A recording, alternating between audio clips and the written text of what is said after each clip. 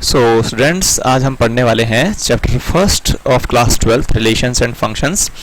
और इस relations and functions को समझने के लिए हम लोग थोड़ा सा पीछे की तरफ चलते हैं, जो हम लोगों ने क्लास 11th के अंदर पढ़े थे। थोड़ा सा रिफ्रेश बैक करा देते हैं। देखो, रिलेशन और फंक्शन को समझने के लिए आपको पता होना चाहिए कि सेट्स क्या होते हैं। ठीक है, सेट्स के बाद में आप लोगों को पता होना चाहिए कि सब सेट्स किसे कहते हैं। मतलब जिसको पता है कि सेट क्या होता है उसको पता चल जाएगा सब सेट क्या होता है। सेट आने के बाद, सबसेट आने के बाद में आपको ये पता होना चाहिए कि हम सेट्स का रिप्रेजेंटेशन कैसे करते हैं। जैसे हम लोग या तो रोस्टर मेथड में लिखते हैं या फिर हम लोगों को उसको सेट बिल्डर फॉर्म में लिखते हैं। इन दोनों के अलावा हमारे पास और कोई ऑप्शन नहीं है। डायग्राम से हम उसको शो कर सकते हैं। ठीक है, जैसे मेरे पास में कोई सेट है उसको हम लोग डायग्राम के थ्रू शो किया जा सकता है। और फिर हम एक सेट का दूसरे सेट के अंदर रिलेशन बनाएंगे। एक वो रिलेशन है जो कि मीनिंग है इंग्लिश का, जिसका मतलब होता है कि क्या एक दूसरे में संबंध है। और एक रिलेशन हम कुछ खास तरीके से बाद में डिफाइन करेंगे। उससे पहले हम लोगों को पता है कि एक सेट का दूसरे सेट के साथ में अगर प्रोडक्ट लिया जाए, अगर मैं बात करता हूँ प्रोडक्ट को, तो उस प्रोडक्ट को हम लोग बोलते हैं कार्टेशियन प्रोडक्ट। ये आप लोगों को पहले से पता है। कार्टेशियन प्रोडक्ट के अंदर हम लोग क्या करते हैं, सपोज करो हमारे पास में दो सेट दे रखे हैं। देखो, मैंने अभी आपको बोला ना कि रोस्टर और सेट बिल्डर के अलावा भी हम लोग सेट को शो कर सकते हैं। तो ये वो सेट है जो मैंने डायग्राम से बनाया है। और एक दूसरा सेट जो मैं यहाँ पे शो कर लेता हूँ, ये मैंने दूसरा सेट बनाया। ठीक है, ये सेट सपोज मेरे पास में ए है और जो दूसरा सेट मैंने लिया है उसका नाम है बी। अब सपोज करो कि इसके अंदर सब के सब अल्फाबेटिकल नंबर है, जैसे मान लो ए बी सी ऐसे हैं, और इसके अंदर 1 2 3 ऐसे ही न्यूमेरिकल सेट है। तो जो मेरा प्रोडक्ट है, जिसको हम लोग कार्टेशियन प्रोडक्ट कहते हैं, सीपी, वो होता कुछ नहीं है। जिसका हम कार्टेशियन प्रोडक्ट करेंगे उसको पहले बताएंगे कि भाई हम किसका प्रोडक्ट कर रहे हैं। तो मैं बोलूंगा ए का प्रोडक्ट कर रहे हैं बी के साथ में, या फिर बी का प्रोडक्ट कर रहे हैं ए के साथ में।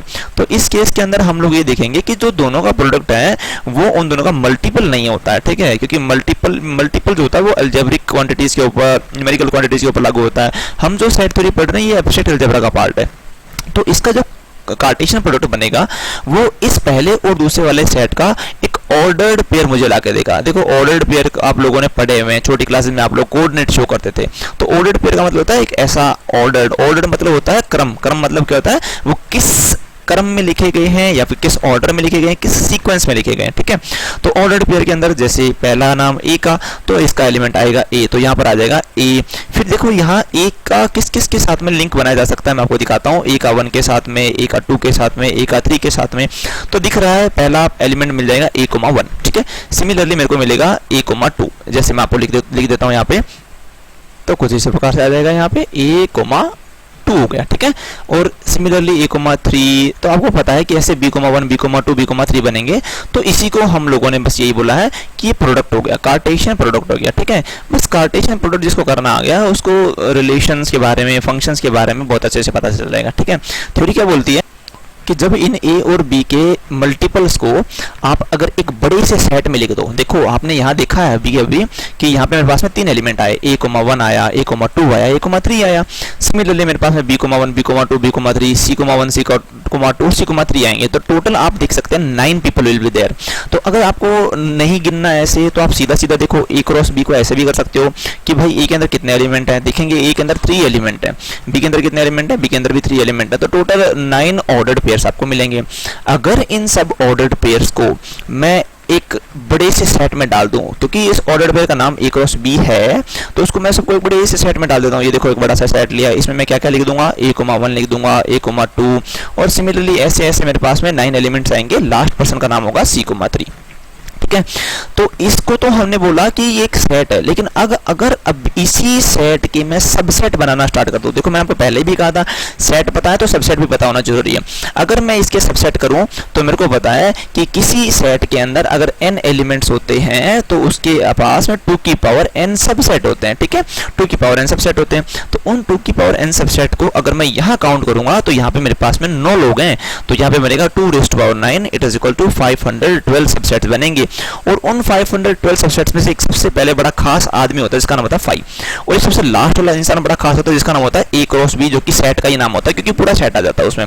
तो इसके अलावा मेरे पास में 510 लोग और बचते हैं यहाँ पे।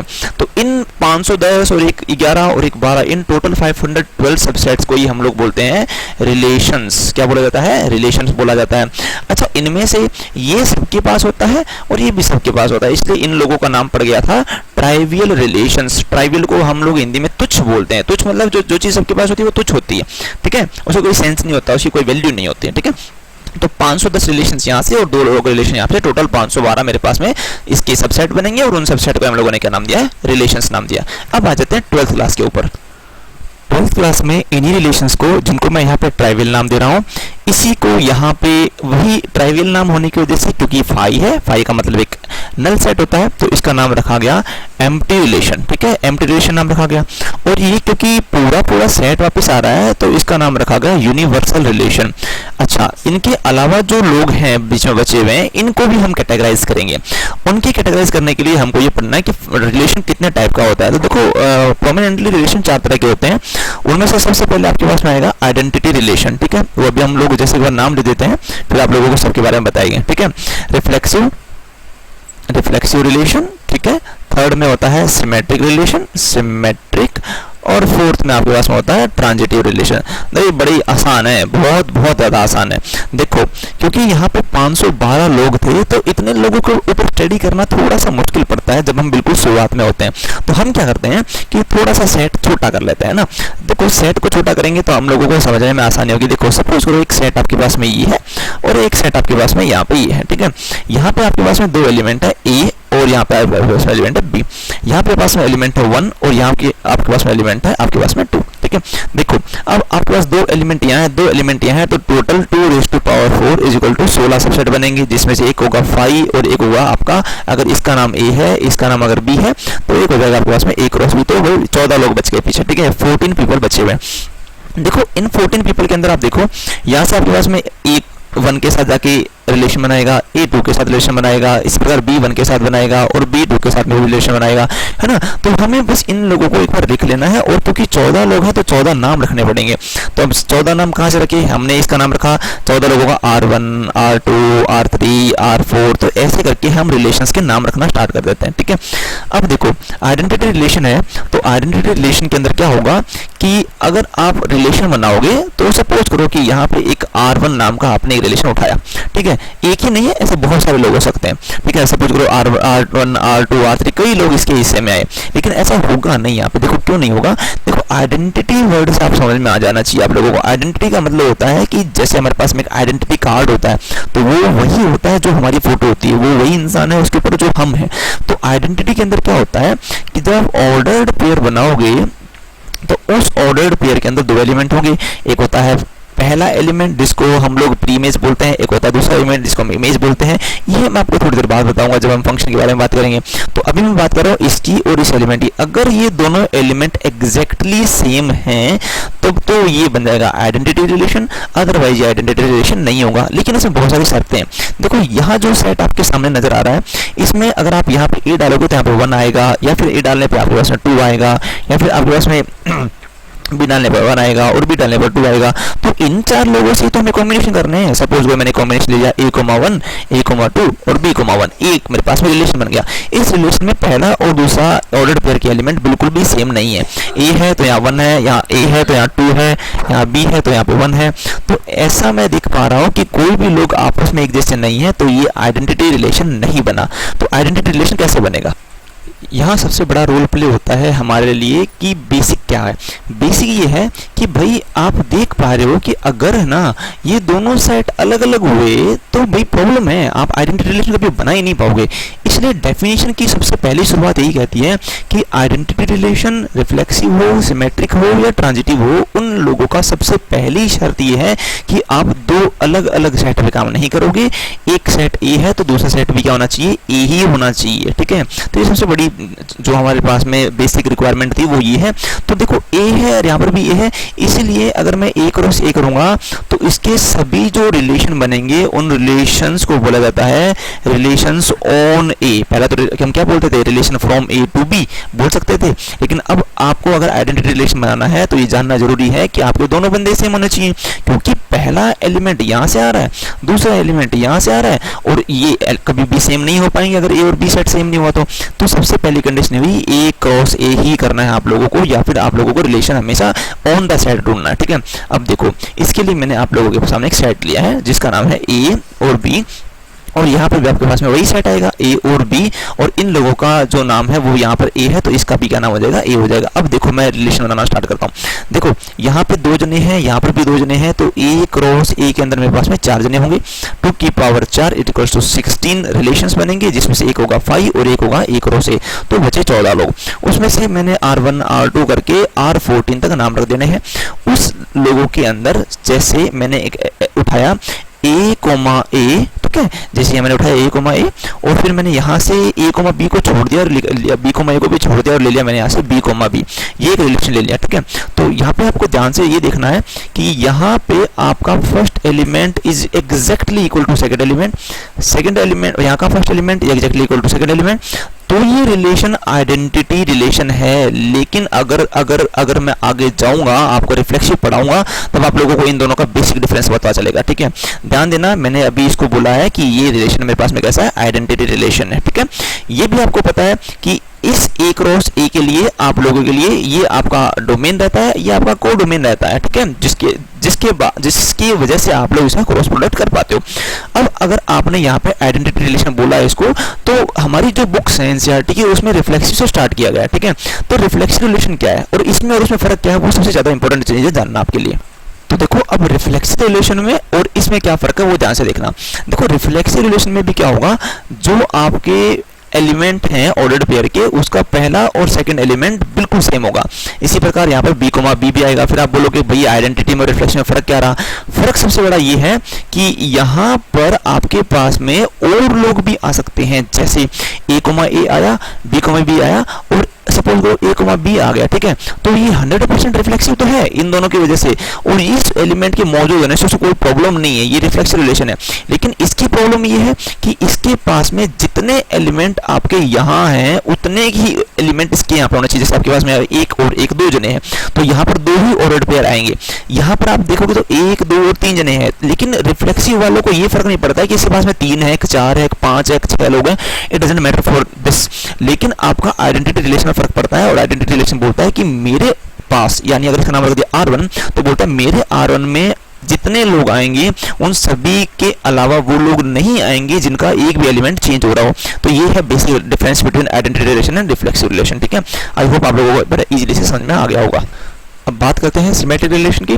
सिमेट्रिक रिलेशन के लिए सेट वही है हमारे पास में ए और बी, और यहाँ पर भी सेट मेरे पास में कौन है, ए और बी। तो देखो सिमेट्रिक रिलेशन क्या बोलता है कि अगर आपने एक ऑर्डर्ड पेयर लिया है जिसका नाम है A1, A2, ठीक है, एक ऐसा ऑर्डर्ड पेयर लिया है, तो उसी रिलेशन के अंदर इसकी सिमेट्री मतलब जैसे मिरर इमेज समझ लो आप लोग। मिरर में रखूंगा तो यहाँ पे क्या नजर आएगा, A2, A1 नजर आएगा। तो बोलता है उसी रिलेशन के अंदर अगर ये इंसान है तो इसका होना भी जरूरी है।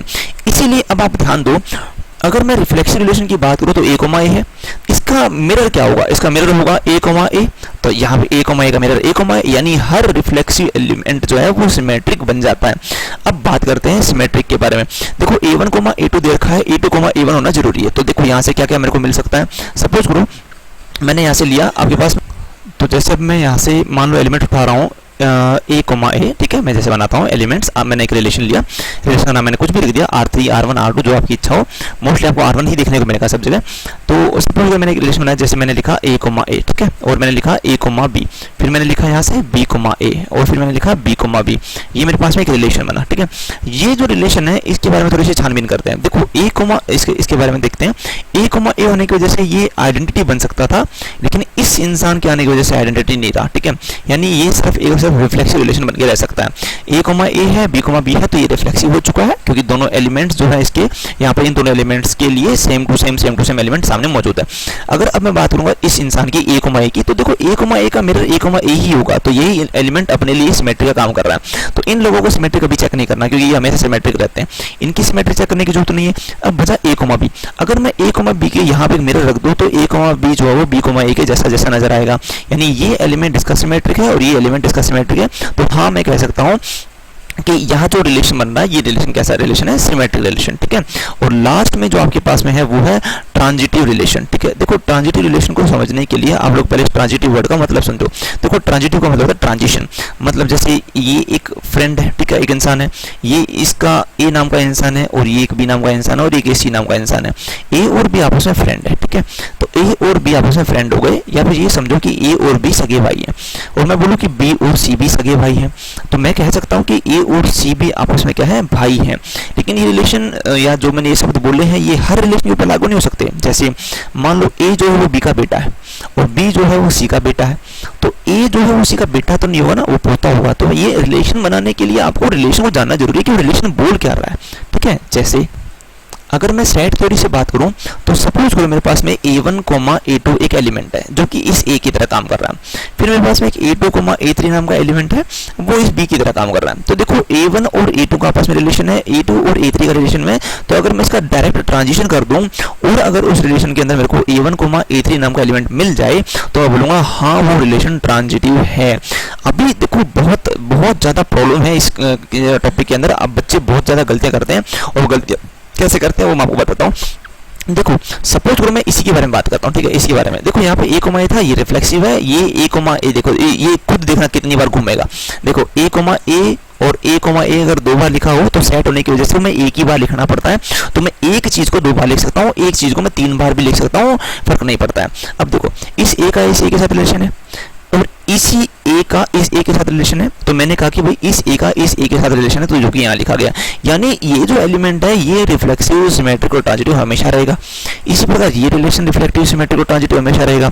बच गए ये 2 लोग। देखो प्रॉब्लम पता है क्या है कि अगर मैं इन 2 के बारे में बात करता हूँ, यहाँ पे a, b और b, a है, तो देखो a का b के साथ रिलेशन है और b का a के साथ में, तो a का a के साथ रिलेशन होना चाहिए, तो जो यहाँ मौजूद है। तो सबसे बड़ी बात है कि अगर आपको ट्रांजिटिव रिलेशन चेक करना है तो मैं आपको मार्क कर देता हूं कि इस इंसान का और इस इंसान का होना 100% जरूरी है। अगर इन दोनों में से एक भी गायब हो गया तो वो रिलेशन अपने आप ट्रांजिटिव बन जाएगा। वो बोलेगा, हम उसको ये नहीं कह सकते वो इन ट्रांजिटिव है, या बोलेगी वो ट्रांजिटिव नहीं है, ऐसा नहीं बोल सकते हैं। देखो ऐसा मैं ऐसा कहना चाहता हूँ, एक एग्जाम्पल से आप लोगों को शो करता हूँ। देखो अब इस रिलेशन के अंदर क्या क्या खूबियां हैं।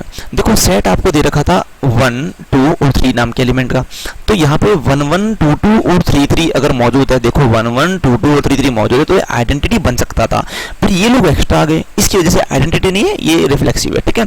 अब हम बात करते हैं सिमेट्रिक की। तो ऐसे क्वेश्चनों के अंदर सिमेट्रिक ढूंढना इतना आसान है जिसकी कोई हद नहीं है। क्या करो, ये जो R दिया गया है इसके जस्ट नीचे आप एक लिखो R इनवर्स, और R इनवर्स करके इस ऊपर वाले को यहाँ से लिखना स्टार्ट करो ऐसे।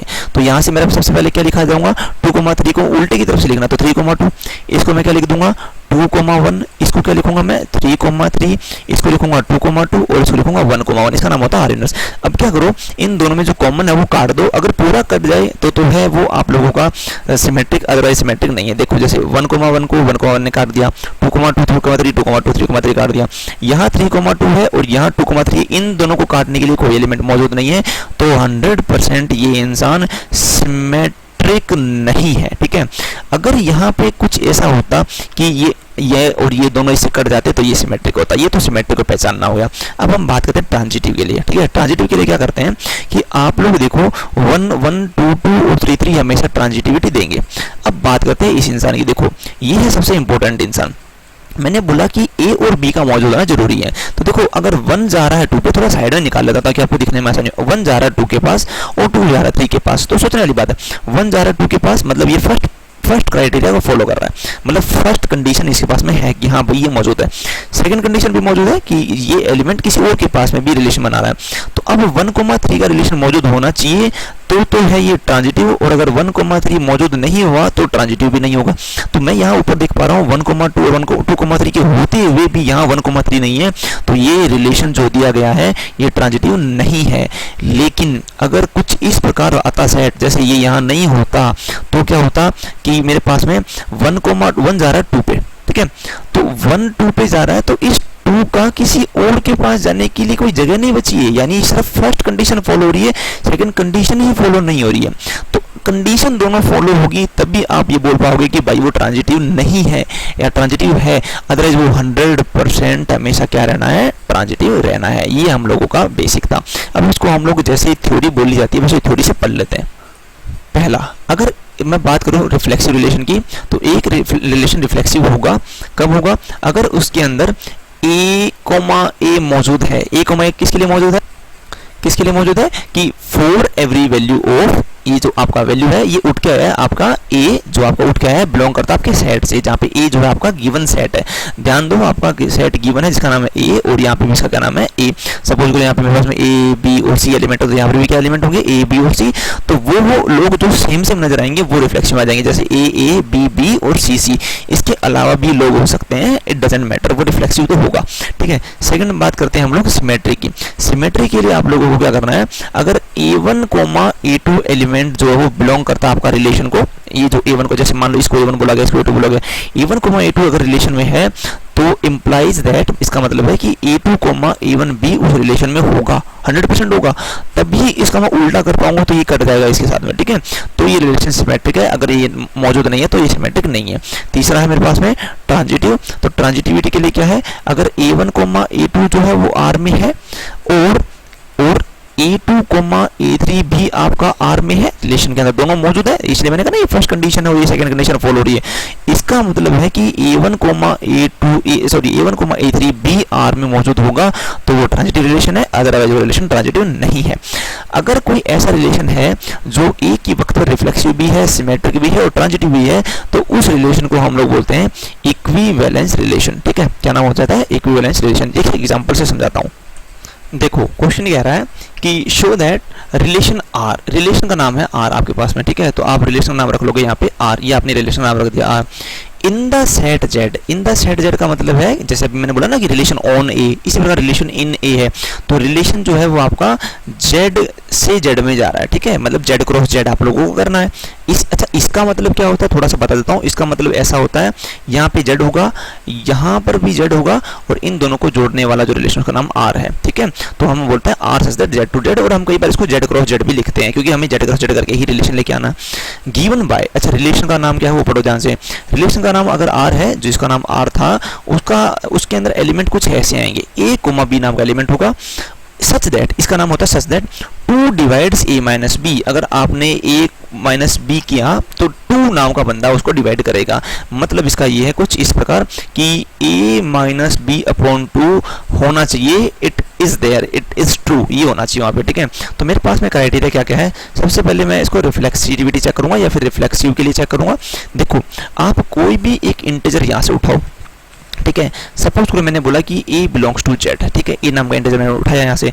अब रिफ्लेक्सिव तो क्या होता है, रिफ्लेक्सिव रिलेशन वो होता है जिसके अंदर a, हो, ऐसा कुछ रिलेशन हो, या b, b हो, a1, a2 हो, b1, b2 हो। तो देखो, अगर मैं a, को इस रिलेशन पे लगाऊंगा तो मेरे को मिलेगा R बराबर है a, सच दैट 2 डिवाइड करेगा a माइनस a को। अच्छा भाई, a माइनस a का मतलब क्या होता है? a माइनस a का मतलब होता है 0। 0 को जैसे मैं 2 से डिवाइड करूंगा आंसर क्या आ जाएगा? 0। यानी 2 ने 0 को डिवाइड कर दिया, तो हाँ भाई ये इंसान जो है रिफ्लेक्सिव हो चुका है। आप कोई भी एक इंटीजर उठा लो, कोई भी इंटीजर उठा लो, चाहे पॉजिटिव का इंटीजर उठा लो, चाहे नेगेटिव का इंटीजर उठा लो, चाहे 0 उठा लो, वो जब एक दूसरे में उसको सब्ट्रैक्ट करोगे तो 2 हमेशा उसको डिवाइड करेगा। तो जो ये रिलेशन गिवन है ये 100% रिफ्लेक्सिव रिलेशन हुआ। सेकंड बात करते हैं सिमेट्रिक की। ठीक है, देखो सिमेट्रिक रिलेशन में क्या होगा, सिमेट्रिक रिलेशन के अंदर मेरे को क्या करना है, उसी सेट के अंदर 2 एलिमेंट लेने हैं। ठीक है, तो आपको कोई भी a नाम का बंदा z से बिलोंग कर रहा है और b नाम का बंदा z से बिलोंग कर रहा है। ठीक है, a एक इंटीजर है, b एक इंटीजर है। तो देखो इसमें क्या होता है ना कि वही वाली बात है, मैं आपको फिर से बताता हूँ। कुछ कंडीशन है कि जैसे पहले बोला गया था a, b जो होगा वो रिलेशन में होगा, इसका मतलब है कि b, a भी रिलेशन में होना चाहिए, तब तो ये होता है सिमेट्रिक, अदरवाइज नहीं। तो देखो a, b अगर रिलेशन में है, इसका मतलब रिलेशन बोलता है खुद कि जब a, b रिलेशन में होगा तो a माइनस बी को हम 2 से डिवाइड कर सकते हैं। तो भाई a माइनस बी को अगर हम 2 से डिवाइड कर सकते हैं तो यहाँ पे कोई ना कोई नंबर आएगा 2 से डिवाइड करने के बाद में। इसी चीज को मैं दोबारा से लिखता हूँ। देखो, अगर a माइनस बी अपॉन 2 लिखा हुआ हो, उसमें से आप माइनस कॉमन ले लो, तो ये लिख सकता है ना b माइनस a अपॉन 2। देखो माइनस तो -1 रहता है, -1 को हम बाहर रख सकते हैं, पीछे बचा b माइनस a अपॉन 2। तो ये चीज मुझे शो कर रही है कि भाई मैं b माइनस a को भी 2 से भाग कर सकता हूँ। बस ये है कि निशान उल्टा हो जाएगा, हो जाने दो, मेरे को बस इतना सा फर्क था कि उसको 2 से डिवाइड होना चाहिए। तो मैं क्या बोल रहा हूँ कि for every value of a, b, जब भी आपका a, b होगा वो आपके रिलेशन में होगा, इसका मतलब b, a भी रिलेशन में मौजूद रहेगा, और अगर रहेगा तो वो आप लोगों का वो इंसान कैसा है, वो रिलेशन कैसा है, सिमेट्रिक रिलेशन है। थर्ड एंड फाइनली हम बात करते हैं ट्रांजिटिव रिलेशन की। ट्रांजिटिव रिलेशन में क्या होता है, मैं लिख देता हूँ आपके सामने। ट्रांजिटिव में क्या होता है, a कोमा बी उस रिलेशन का हिस्सा है, ठीक है। इसका मतलब हुआ कि a माइनस बी को 2 से डिवाइड किया जा सकता है और 2 से डिवाइड करने के बाद में कुछ कांस्टेंट आएगा, सपोज करो k या कुछ भी आएगा, ठीक है। और सेकंड कंडीशन बोलता है b कोमा सी भी r का हिस्सा है, बिलोंग करता है, तो b माइनस सी को भी 2 से डिवाइड करेंगे तो कुछ नाम आएगा, सपोज करो लैम्बडा आ गया, ठीक है। अब मुझे ये प्रूफ करना है कि a और b r के हैं, b और c r के, तो a कोमा सी भी r का होगा। तो देखो a कोमा सी r का कब हो सकता है, if a comma C belongs to r, ये r से बिलोंग करेगा। अगर मैं इन दोनों की हेल्प ले लूँ, देखो यहाँ से मैं इन दोनों को हेल्प कैसे लूँगा कि a माइनस बी और अपॉन 2 और b माइनस सी अपॉन 2 को मैं साइड में कैसे लिख सकता हूँ, देखो a माइनस बी को मैं लिख सकता हूँ 2k, ठीक है, और b माइनस सी को मैं लिख सकता हूँ 2 लैम्बडा। मुझे चाहिए a कोमा सी, मतलब मेरे को a में से c को घटाना है, ठीक है। तो क्या करो, इसमें से इस पोर्शन को आप सेपरेट कर दो, तो क्या मिलेगा, a minus b minus C, ये हो गया। It is equal to 2k minus 2 lambda, ठीक है। यहाँ से मुझे मिलेगा a minus B plus C, it is equal, यहाँ ऐड करना, सॉरी यहाँ प्लस लगाएंगे तो यहाँ बन जाएगा आपके पास में माइनस, तो ये बन जाएगा आपका b से b कैंसिल आउट, तो हो जाएगा a minus C is equal to 2k minus 2 lambda, ठीक है। तो ये जो पोर्शन आपके पास में आया है, यहाँ पे प्लस है, सॉरी ना, a माइनस सी को जब आप लोग लिखेंगे तो लिख सकते हैं 2 times of k minus lambda, और इस 2 को यहाँ नीचे ले आएंगे तो यहाँ ये 2 हट जाएगा यहाँ से, तो मैं बोल सकता हूँ कि a माइनस सी को जब मैं 2 से डिवाइड करूँ तो कुछ नंबर आ रहा है, that is k minus lambda, यानी यस a कोमा b जब मौजूद है और b कोमा सी के मौजूद होने के बाद में a कोमा सी भी 2 से डिवाइड हो रहा है।